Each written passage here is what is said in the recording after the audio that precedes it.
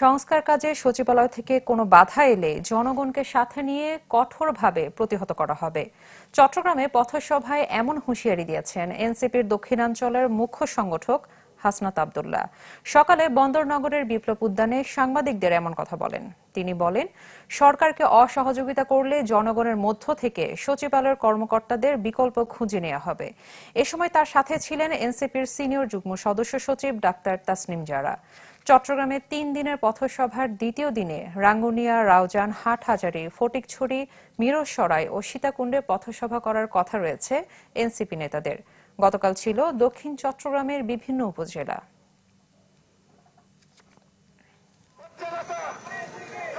কোন সচিবালয়ের কোন সচিব, কোন কর্মকর্তা, কোন কর্মচারী কি পদত্যাগ করেছিল?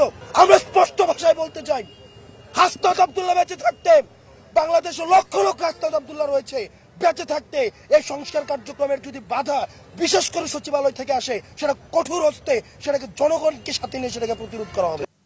নগদ পেমেন্টে 500 টাকা পর্যন্ত ক্যাশব্যাক আর লেনদেনে প্রতিদিন ডিপ ফ্রিজ এবং ঘন্টায় ঘন্টায় এসি, টিভি সহ দারুণ সব গিফট। দর্শক, পথসেবার সবশেষ খবর জানাতে আমাদের সাথে সরাসরি যোগ দিচ্ছেন সহকর্মী ইমদাদুল হক। ইমদাদ,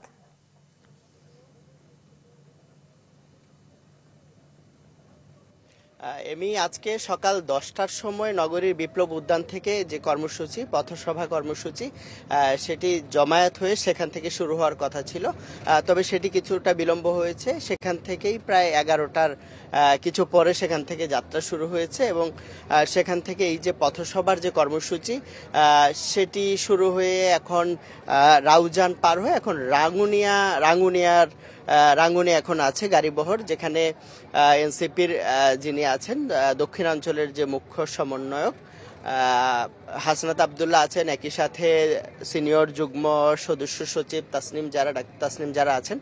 তো এই যারা বহর যেটি আছে সেটি আসলে বহর শুরু হওয়ার আগে এই মুহূর্তে আমরা রাঙ্গুনিয়া লিচু বাগান এলাকায় আছি। সেখানে কিছুক্ষণ পরে একটি পথসভা হওয়ার কিন্তু কথা রয়েছে। তো আমি যেটি বলছিলাম যে যাত্রা শুরু হওয়ার আগে তারা কিন্তু সাংবাদিকদের সাথে কথা বলেছেন হাসনাত আব্দুল্লাহ।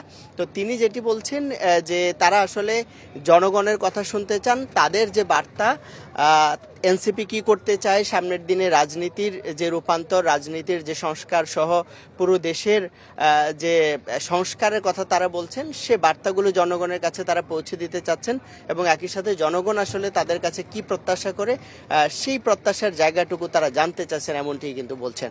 তো সেখানে আসলে সাংবাদিকদের কাছ থেকে প্রশ্ন ছিল যে এনবিআর এর সংস্কার এবং একই সাথে সচিবালয়ের যে সংস্কার কার্যক্রম সেটি নিয়ে সংস্কারের বিপরীতে আসলে এনবিআর কর্মকর্তা এবং একই সাথে সচিবালয়ে যে আসলে কর্মসূচি চলছে সেটি কর্মবিরতি কর্মসূচি, সেটি নিয়ে কিন্তু আমরা জানতে চেয়েছিলাম। তো তিনি যেটি বলেছেন যে আসলে এই যে সংস্কার কার্যক্রম যেটি চলছে, আসলে দেশের সামগ্রিক সংস্কার, বিভিন্ন ধরনের সংস্কার, এটাতে যারা এটিকে তিনি বলছেন যে জনগণ এই সংস্কার চায় এবং জনগণের মুখোমুখি হয়ে যারা এই সংস্কার কার্যক্রমে বাধা দিতে চাইবে তাদেরকে জনগণকে সাথে নিয়ে প্রতিরোধ করা হবে, কঠোরভাবে দমন করা হবে, এমনটি কিন্তু তিনি বলেছেন। এবং তিনি আরেকটি কথা বলেছেন যে এই যে 5ই আগস্টের আগ পর্যন্ত বিভিন্ন সময়ে যে দেশবিরোধী, দেশের স্বার্থবিরোধী বা ছাত্র জনতার উপর নির্বিচারে গুলি চালানো হয়েছে, তখন এই যে সচিবালয়ের কর্মকর্তা কর্মচারীরা তারা সেখানে কোনো ভূমিকা পালন করেননি, কোনো কর্মবিরতি পালন করেননি, বরঞ্চ তখনকার সরকারের পক্ষ হয়ে কালো পতাকা, কালো ব্যাজ ধারণ করেছেন। তো সেক্ষেত্রে আসলে তারা এই যে সংস্কার কর্মকাণ্ড বন্ধ করা বা এই সরকারকে বাধা দিচ্ছেন কর্মকাণ্ডে, এমন অভিযোগ কিন্তু তিনি করেছেন এবং তিনি বলছেন যে সেটি। আপনাকে ধন্যবাদ।